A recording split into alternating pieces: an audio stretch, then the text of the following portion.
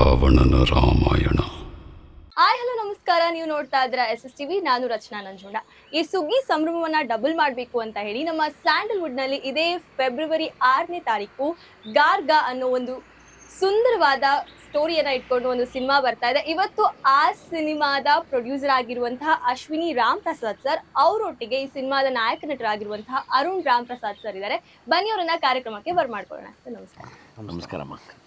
Sir ಮೊದಲಿಗೆ ನಿಮ್ಮನ್ನ ಕೇಳೋದಾದ್ರೆ ಅಂದ್ರೆ ಮಕ್ಕಳು ಏನಾದ್ರೂ ಒಂದ್ ಸಣ್ಣ ಪರ್ಫಾರ್ಮೆನ್ಸ್ ಮಾಡಿದಾಗ ಫುಲ್ ಎಕ್ಸೈಟ್ಮೆಂಟ್ ಇರುತ್ತೆ, ಹೇಗ್ ಮಾಡ್ತಾರೆ, ಆಮೇಲೆ ಅದನ್ನ ನೋಡಿದಾಗ ಒಂದ್ ಖುಷಿ ಇರುತ್ತೆ, ಆಮೇಲೆ ಒಂದ್ ಕಡೆ ಭಯಾನೂ ಇರುತ್ತೆ. ಇದು ದೊಡ್ಡದು, ಯಾಕಂದ್ರೆ ಸಿನಿಮಾ ಅನ್ನೋದು ಒಂದು ಎಷ್ಟೊಂದ್ ಜನದ ಕನ್ಸಾಗಿರುತ್ತೆ.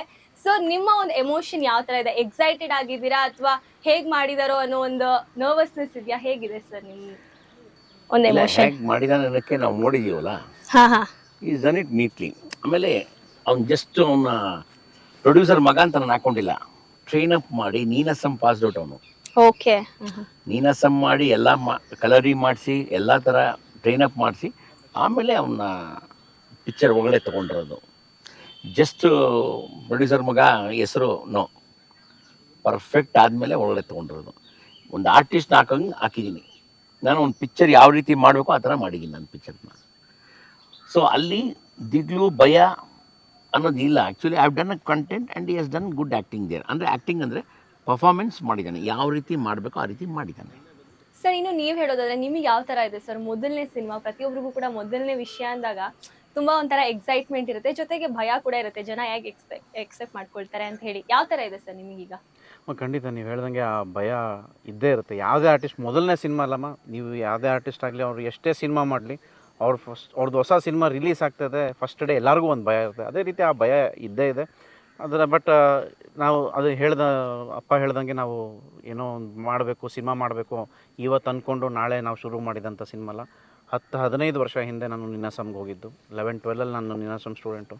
ಅಲ್ಲೊಂದಷ್ಟು ನಾಟಕಗಳು ಮಾಡಿಕೊಂಡು ಅಲ್ಲಿಂದ ಹೊರಗಡೆ ಬಂದು ಒಂದಷ್ಟು ಕಲರಿ ಪೈಟು ಅದು ಇದು ಕಲ್ತ್ಕೊಂಡು, ಆಮೇಲೆ ಈ ಸಿನಿಮಾ ಮಾಡೋಕ್ಕೆ ಮುಂಚೆ ಈ ಸಿನಿಮಾ ಕತೆ ಯಾವಾಗ ಬಂತು ಅದ್ರ ಬಗ್ಗೆ ಎಲ್ಲ ನಾವು ತಿಳ್ಕೊಂಡು ಆಡಿಷನ್ ಮಾಡಿ, ಸೀನ್ ವರ್ಕ್ ಮಾಡಿ, ರಿಹರ್ಸಲ್ ಮಾಡಿ, ಆ ಥರ ಒಂದು ಪ್ರಿಪ್ರೇಷನಲ್ಲಿ ಬಂದಿರೋಂಥ ಒಂದು ಸಿನಿಮಾ. ಸರ್ ನೀವೇ ಹೇಳಿದ್ರಿ ಸರ್ ನೀನಾಸಮನೆಲ್ಲ ಮಾಡಿ ಬಂದಿದ್ದಾರೆ ಅಂತ ಹೇಳಿ.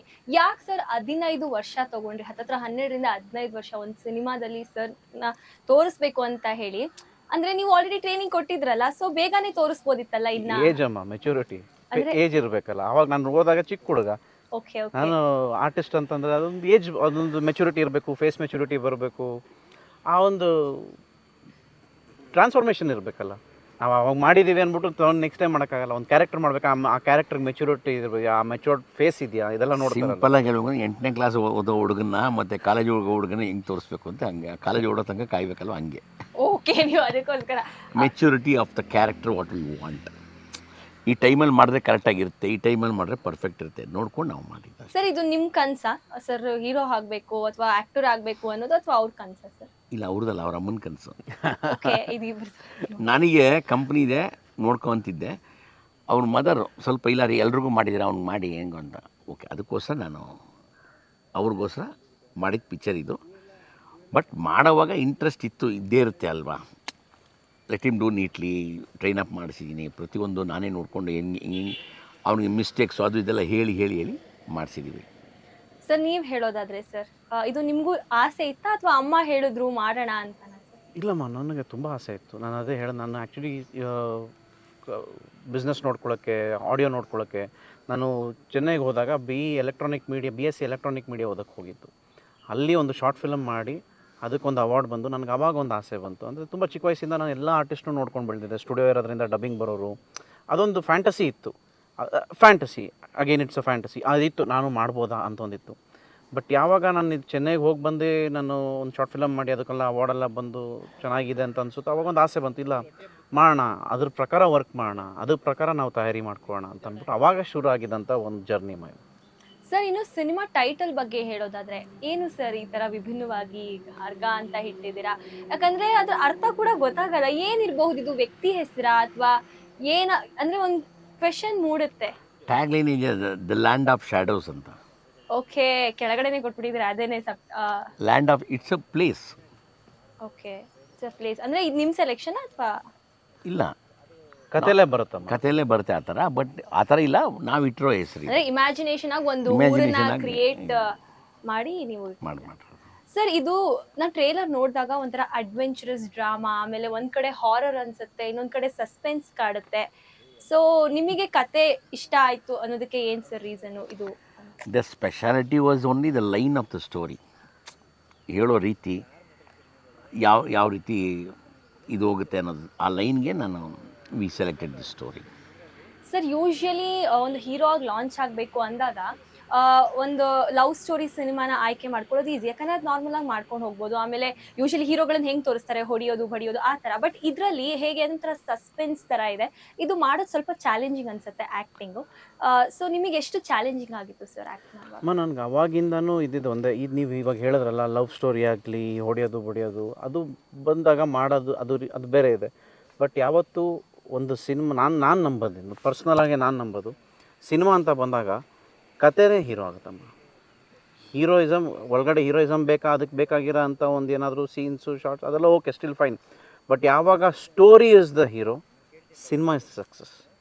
ನನಗೆ ಅಂತ ಮಾಡೋದಕ್ಕಿಂತ ಸಿನಿಮಾಗೆ ಏನು ಬೇಕೋ ಅದನ್ನು ಮಾಡೋದು ಒಳ್ಳೆಯದು. ನಾವು ಸರ್ ಇನ್ನು ಡೈರೆಕ್ಟರ್ ಸರ್ ಬಗ್ಗೆ ಹೇಳೋದಾದ್ರೆ, ಅವರ ನಿಮ್ಮ ನಂಟು ಹೇಗೆ ಶುರುವಾಯಿತು? ಹೇಗೆ ಈ ಒಂದು ಕತೆನ ಅವ್ರು ನಿಮಗೆ ಹೇಳಿದ ತಕ್ಷಣ ನೀವು ಓಕೆ ಮಾಡಿದ್ರಾ ಅಥವಾ ಯೋಚನೆ ಮಾಡಿದ್ರಾ? ಆ್ಯಕ್ಚುಲಿ ನಮ್ಮ ಹತ್ರ ಒಬ್ಬರು ರಾಜೀವ್ ಅಂತ ಹುಡುಗ ಇದ್ದ, ಈ ವಾಸ್ ಇನ್ ಎಡಿಟಿಂಗ್ ಯೂಟ್ಯೂಬ್ ಸೆಕ್ಷನಲ್ಲಿದ್ದ. ಅವನು ಇಲ್ಲಣ್ಣ ನನ್ನ ಫ್ರೆಂಡ್ ಒಬ್ಬ ಇದ್ದಾನೆ, ಕತೆ ಮಾಡಿದ್ದಾನೆ ಅಂತ. ಯಾವ ಕತೆ ಬೇಡ, ಸುಮ್ಮನೆ ಗುರು, ಕಂಪ್ನಿ ಇದೆ, ನೀಟಾಗಿರು ಅಂತ ಹೇಳಿದ್ದೆ ನಾನು. ಅವ್ನು ಎರಡು ಫೋರ್ಸ್ ಮಾಡಿದ್ಮೇಲೆ ಅವ್ನು ಬೇಜಾರು ಮಾಡ್ಕೊತ, ಆಯಿತು ಕರ್ಸು ನೋಡೋಣ ಅಂತಂದೆ. ಅವ್ನು ಕರ್ಸು ಮಾತಾಡೋಣ ಅಂದೆ.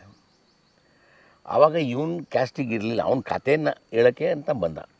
ಕಥೆಯೆಲ್ಲ ಹೇಳಿದ್ಮೇಲೆ ಅವ್ನಿಗೊಂದು ಕರೆಕ್ಷನ್ ಹೇಳಿದೆ, ಅವನಿಗೆ ಮೇಜರ್ ಕರೆಕ್ಷನು. ಈ ವಾಸ್ ಶಾಕ್ಡ್. ಏನಕ್ಕೆ ಅಂತಲೂ ಹೇಳಿದೆ, ವೈ ಇಟ್ ಈಸ್ ರಾಂಗ್ ಅಂತಲೂ ಹೇಳಿದೆ. ದೆನ್ ಈ ರೆಕ್ಟಿಫೈಡ್ ವಿತಿನ್ 2 hours. ಅವತ್ತು ಸಾಯಂಕಾಲನೇ ಬಂದ ತಿರುಗಿ ಎಲ್ಲ ಹೇಳಿದ್ಮೇಲೆ ಓಕೆ ಅನ್ನಿಸ್ತು ನನಗೆ. ಒಂದು ಕತೆ ಹಿಂಗೆ ಹೇಳಿದ ತಕ್ಷಣ ರೆಕ್ಟಿಫೈ ಮಾಡೋನು ಥಿಂಕಿಂಗ್ ಬೇರೆ ಇದೆ. ಆ್ಯಂಡ್ ಈಸ್ ಟೆಕ್ನಿಕಲಿ ಅವನೊಬ್ಬ ಅನಿಮೇಷನ್ ಸ್ಟೂಡೆಂಟು, ಎಡಿಟಿಂಗು ಗೊತ್ತು. ಈ ವಾಸ್ ಸೆನ್ಸಿಬಲ್ ವೈಲ್ ಟಾಕಿಂಗ್. ಗೊತ್ತಿರೋರು ಕೈಲಿ ಮಾಡಿಸೋದಕ್ಕಿನ್ನ ಗೊತ್ತಿಲ್ಲದಿರೋ ಕೈಲಿ ಮಾಡಿಸೋದು ನನಗೆ ಬೆಟ್ರು ಅನ್ನಿಸ್ತು. ಅಂದರೆ ಗೊತ್ತಿಲ್ಲದ್ರೆ ಅವ್ರು ಯಾರು ಅಂತ ನನಗೆ ಗೊತ್ತಿಲ್ಲ. ಈಗ XYZ ಡೈರೆಕ್ಟರ್ ನನಗೆ ಗೊತ್ತಿದ್ದಾರೆ ಅವ್ರು ಏನು ಕ್ಯಾರೆಕ್ಟರ್ ಅಂತ. ಈಗ ಅವನೇನು ಅಂತ ಗೊತ್ತಿಲ್ಲ, ಬಟ್ ಅವ್ನು ಹೇಳೋ ರೀತಿ ಇದು ಗೊತ್ತಾಯಿತು.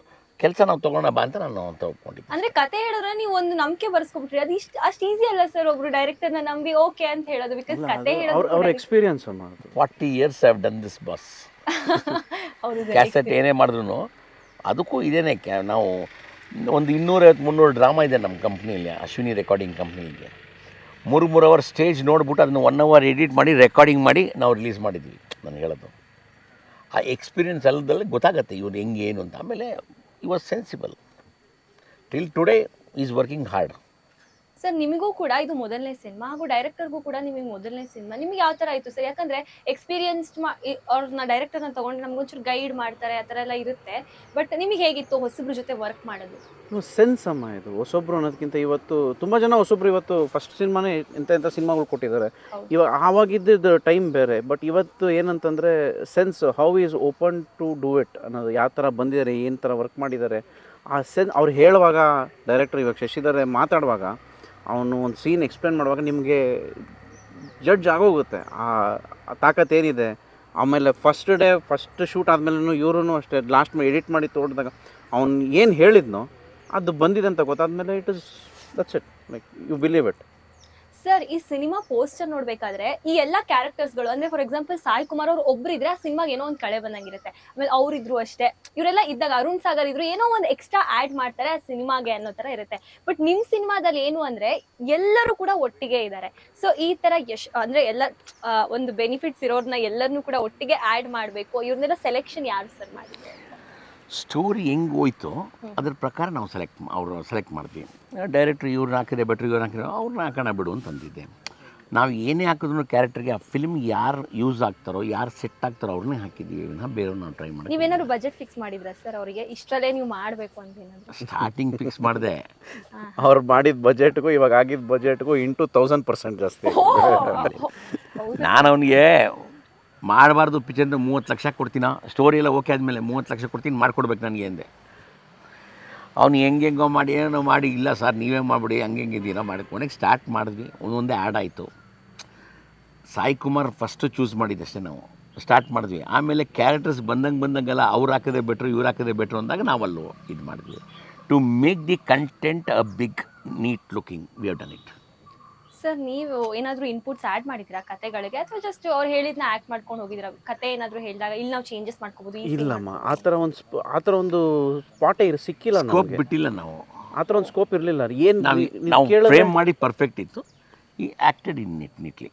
ಸರ್ ನೀವು ನೋಡಿದ್ರಲ್ಲ, ಹೆಂಗಿತ್ತು ಸರ್? ನೀವು ಆನ್ ಸೆಟ್ ಹೋಗಿದ್ರಾ ಸರ್ ಆ್ಯಕ್ಟ್ ಮಾಡಬೇಕಾದ್ರೆ? ಅವರು ಆನ್ ಸೆಟ್ ಇದ್ರಮ್ಮ, ಅವ್ರು ಇಲ್ದ್ರೆ ಶೂಟಿಂಗ್ ನಡೆದಿಲ್ಲ. ಡೇ 1 to ಡೇ ಲಾಸ್ಟ್ ಪ್ರತಿದಿನ ಇದ್ರಾ? ಪ್ರತಿದಿನ. ಸೊ ನೀವೇನಾದ್ರು ಹೇಗಿತ್ತು ಸರ್ ನಿಮಗೆ? ಅಂದ್ರೆ ನೀವು ಅವ್ರ ಥಿಯೇಟರ್ ಅಲ್ಲಿ ಏನೋ ಮಾಡ್ತೀನಿ ಅಂತ ಹೇಳ್ತಿದ್ರು, ಅಲ್ಲಿ ನೀವು ನೋಡಿದ್ರಿ ಹೇಗಿತ್ತ? ಕೆಲವೆಲ್ಲ ಹೇಳಕ್ಕಾಗಲ್ಲ ತಾಯಿ, ಅನ್ಫೋಲ್ಡ್ ಇರ್ಬೇಕದು. ಏನ್ ಡೈರೆಕ್ಟ್ರೆ ನೋಡಿ ಖುಷಿ ಆಯ್ತು ಅಂತ ಹೇಳ್ಬೋದಲ್ಲ ಸರ್? ಅಲ್ಲ, ಖುಷಿ ಆಗಿದೆ, ಅದಕ್ಕೋಸ್ಕರ ಬಿಟ್ಟಿರ್ತಾನೆ. ಇವಾಗ ರಿಲೀಸ್ ಮಾಡ್ತಿರೋದು ಖುಷಿ ಆಗಿರೋದಕ್ಕೆ ಬಿಟ್ಟಿರೋದು, ಇಲ್ಲ ಹೆಂಗ್ ಬಿಡ್ತಿದ್ವಿ ನಾವು? ಅಲ್ಲೇನಾದ್ರು ಸರ್ ಏನಾದ್ರು ಇಲ್ಲ ಅವ್ರಿಗೆ ಅಲ್ಲೇನು ಹೇಳ್ತಾ ಇರಲಿಲ್ಲ. ಅವರು ಮಿಸ್ಟೇಕ್ ಇದ್ರೆ ಮಾತ್ರ ಮೈಕಲ್ಲಿ ಹೇಳೋರು. ಕೈ ಮೈಕ್ ತಗೊಂಡು ಹೇಳ್ತಿದ್ದೆ. ಮೈಕಲ್ಲಿ ಹೇಳೋರು ಅಂದ್ರೆ ಅಲ್ಲೊಂದು 100 ಜನ ಇದ್ರು 100 ಜನಕ್ಕೂ ಕೇಳಿಸ್ಬೇಕು.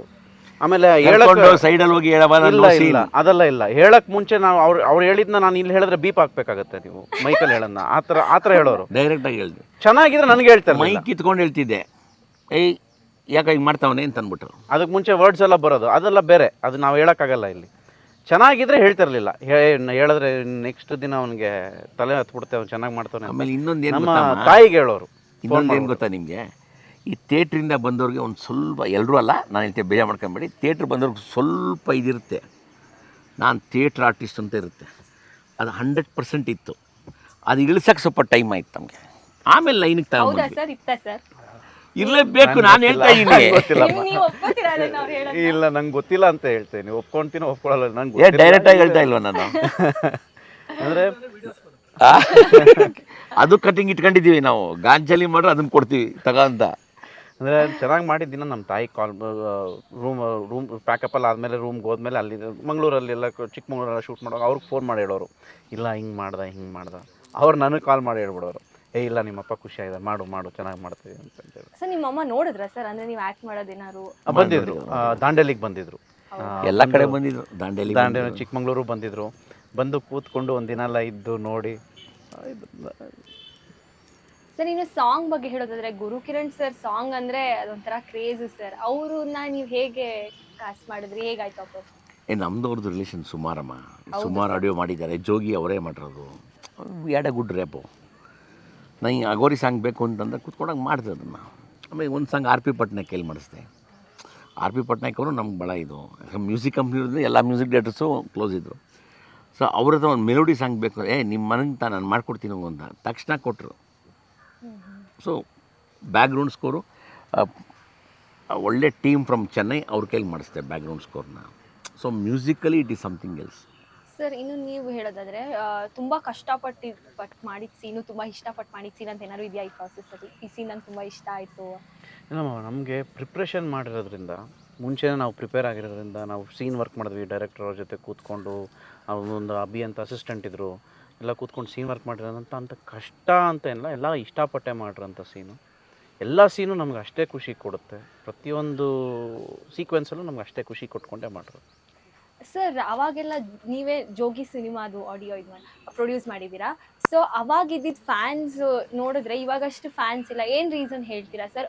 ಅಭಿಮಾನಿಗಳು ಬದಲಾಗ್ಬಿಟ್ಟಿದ್ದಾರಾ? ಸಿನಿಮಾ ಮೇಲೆ ಪ್ರೀತಿ ಕಮ್ಮಿ ಮಾಡ್ಕೊಂಬಿಟ್ಟಿದ್ದಾರಾ, ಅಥವಾ ಸಿನಿಮಾ ಚೆನ್ನಾಗಿ ಬರ್ತಿಲ್ಲ? ಇಲ್ಲ, ಆ ಥರ ಇಲ್ಲ.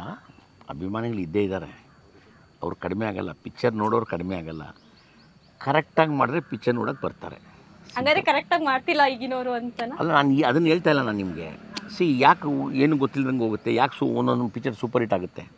ಕಂಟೆಂಟ್ ಇದ್ದರೆ ಚೆನ್ನಾಗಿ ಮಾಡಿದ್ರೆ ಡೆಫಿನೆಟಾಗಿ ಬಂದು ನೋಡ್ತಾರೆ ಪಿಕ್ಚರ್. ಈಗ ನಮ್ಮ ಪಿಕ್ಚರ್ ಓಡಲ್ಲ ಅಂದರೆ ಜನ ಸರಿ ಇಲ್ಲ ಅಂತ ಹೇಳ್ಕಲ್ಲ, ನಾವು ಸರಿ ಇಲ್ಲ ಅಂತ ಹೇಳ್ಬೇಕು ಫಸ್ಟು. ಎಲ್ಲೋ ಒಂದು ಕಡೆ ಯಾವುದೋ ಒಂದು ಪ್ರಮೋಷನ್ ಸರಿ ಮಾಡಿಲ್ವೋ, ಇಲ್ಲ ಎಲ್ಲೋ ಒಂದು ಕಡೆ ರೀಚ್ ಆಗಿಲ್ವೋ ಅಂತ ಹೇಳ್ಬೋದು ಹೊರತು we can't blame the audience. ನಾನು ಬಂದು ಅಭಿಮಾನಿಗಳು ಬಂದಿಲ್ಲ, ಫ್ಯಾನ್ಸ್ ಬಂದಿಲ್ಲ, ಜನ ಬಂದಿಲ್ಲ, ಅದು ತಪ್ಪಾಗುತ್ತೆ. ಅದು ಜನ ಬರೋ ಜನಕ್ಕೆ ರೀಚ್ ಮಾಡಿ ಬಂದೇ ಬರ್ತಾರೆ. Very simple. ನಾನು ಆ ಬಿಲೀವ್ ಇದೆ. ಕಂಟೆಂಟ್ ಚೆನ್ನಾಗಿದ್ರೆ definitely they will see the movie. ಎಲ್ಲೋ ಒಂದ್ ಕಡೆ OTT ಆಮೇಲೆ ಸೋಷಿಯಲ್ ಮೀಡಿಯಾ ಪರಿಣಾಮ ಬೀರಿದೆಯಾ ಸಿನಿಮಾ ಪ್ರೇಮಿಗಳ ಪ್ರೀತಿ ಕಡಿಮೆ ಆಗಕ್ಕೆ ಅಂತ? ಅಲ್ಲ, ಅದು ಒಂದು ಇರ್ಬೋದು, ಬಟ್ ದಟ್ ಈಸ್ ನಮ್ಮ ಪಿಕ್ಚರ್ ಥಿಯೇಟ್ರ್ ಬರೋರು ಬಂದೇ ಬರ್ತಾರಲ್ವ. ಸರ್, ಇನ್ನು ಹೀರೋಯಿನ್ ಬಗ್ಗೆ ಹೇಳೋದಾದ್ರೆ ನಮ್ಮ ಸ್ಯಾಂಡಲ್ವುಡ್ನಲ್ಲೇ ಕನ್ನಡದವ್ರನ್ನೇ ತಗೊಳ್ದೆ ಅವ್ರನ್ನ ತಗೊಂಡು ಡಿಫಿಕಲ್ಟ್ ಆಗಲಿಲ್ವಾ ಸರ್ ಅವ್ರಿಗೆ ಕಲಿಸಿ ಮಾಡೋದು? ಇಲ್ಲಮ್ಮ, ಅದು ನೀವು ಡೈರೆಕ್ಟರ್ಗೆ ಕೇಳಬೇಕಾಗಿರೋ ಪ್ರಶ್ನೆ ಅದು. ಅಂದ್ರೆ ನೀವು ಹೇಳಿ ಅವ್ರ ಜೊತೆ ಎಕ್ಸ್ಪೀರಿಯನ್ಸ್ ಹೇಗಿತ್ತು, ಅವ್ರು ನಾವು- ಚೆನ್ನಾಗಿ ಕನ್ನಡ ಇದು ಇಲ್ಲ ಮಾಡ್ತಾರೆ. ಇಲ್ಲ ತುಂಬ ಚೆನ್ನಾಗಿ ಅವ್ರು ಕನ್ನಡ ಮಾತಾಡ್ತಾರೆ. ಇವನ್ ಅವರು ಡೈಲಾಗ್ಸ್ ನಾವೆಲ್ಲ ತೊಗೊಳ್ಳುವಾಗ ಡೈಲಾಗ್ಸ್ ಅವರೇ ಮಾತಾಡಿರೋದು. ಡಬ್ಬಿಂಗ್ ಬೇರೆಯವ್ರು ಮಾಡೋದು ಸ್ಪಷ್ಟತೆ ಅಷ್ಟಿರಲಿಲ್ಲ ಅಷ್ಟೇ. But she is worked beautiful, like ತುಂಬ ಚೆನ್ನಾಗಿ ಮಾಡಿದ್ದಾರೆ. ಸರ್, ಫೈನಲಿ ಇದೇ ಫೆಬ್ರವರಿ 6ನೇ ತಾರೀಕು ನಿಮ್ಮ ಸಿನಿಮಾ ಬಿಡುಗಡೆ ಆಗ್ತಿದೆ. ನಮ್ಮ ವೀಕ್ಷಕರಿಗೆ ಏನು ಹೇಳ್ತೀರಾ ಸರ್, ಯಾಕೆ ಸಿನಿಮಾ ನೋಡಬೇಕು ಅಂತ? ಸಿಂಪಲ್, ಟೀಸರ್ ನೋಡಿದ್ದೀನಿ, ಟ್ರೈಲರ್ ನೋಡಿ, ಬಿಫೋರ್ ದಿ ಫಿಲ್ಮ್ ಸಾಂಗ್ಸ್ ಕೇಳಿದ್ದೀರಾ. ಒಂದು ಸರಿ ಇಂಟ್ರೆಸ್ಟ್ ಅಂತ ಒಂದು ಸರಿ ಯಾರನ್ನ ಒಬ್ಬರು ಹೋದ್ಮೇಲೆ ಅವ್ರನ್ನ ಹೆಂಗೆ ಕೇಳ್ಕೊಂಡು ನೀವು ಬನ್ನಿ. ಬಂದವ್ರು ಮಾತ್ರ 100% will be satisfied. We are praying God first day ಒಂದು ಸ್ವಲ್ಪ ಫುಲ್ ಆದರೂ ಸಾಕು ನಮಗೆ. ಜನ ನೋಡಿದ್ಮೇಲೆ 100% ಡಬಲ್ ಆಗೇ ಆಗುತ್ತೆ. ಯಾಕಂದರೆ we are confident in our content. ಇನ್ನು ನೀವು ಹೇಳೋದು ನಿಮ್ಮ ಮೊದಲನೇ ಸಿನಿಮಾ ಯಾವ ರೀತಿ ಜನ ಕಲಿತೀರಾ? ಸಾರಿ, ನಿಮ್ಮ ಮೊದಲನೇ ಸಿನಿಮಾ ಜನಗಳನ್ನ, ವೀಕ್ಷಕರನ್ನ ನಿಮ್ಮ ಸಿನಿಮಾ ಯಾಕೆ ನೋಡಬೇಕು ಅಂತ ಹೇಳಿದ್ರೆ ಇನ್ವೈಟ್ ಮಾಡೋದು? ಅಮ್ಮ ಅದೇಮ್ಮ same thing. There is nothing anything ಬೇರೆ ಥರ ಏನೋ ಇನ್ವೈಟ್ ಮಾಡಬೇಕು ಅಂತೆಲ್ಲ ಬೇರೆ ಏನಿಲ್ಲ. ಟೀಸರ್ ನೋಡಿ, ಟ್ರೈಲರ್ ನೋಡಿ, ಇದರಲ್ಲಿ ಒಂದು ವಾವ್ ಫ್ಯಾಕ್ಟ್ರ್ ಇದೆ. ಇದು ನಾನು ಥಿಯೇಟ್ರಲ್ಲೇ ಎಕ್ಸ್ಪೀರಿಯನ್ಸ್ ಮಾಡಬೇಕು ಅಂತ ನಿಮ್ಗೆ ಅನಿಸಿದ್ರೆ ಥಿಯೇಟ್ರಿಗೆ ಬನ್ನಿ. ನಿಮ್ಗೆ ಅನಿಸಿದ್ನ ಜನಕ್ಕೆ ಹೇಳಿ ಅಷ್ಟೇ.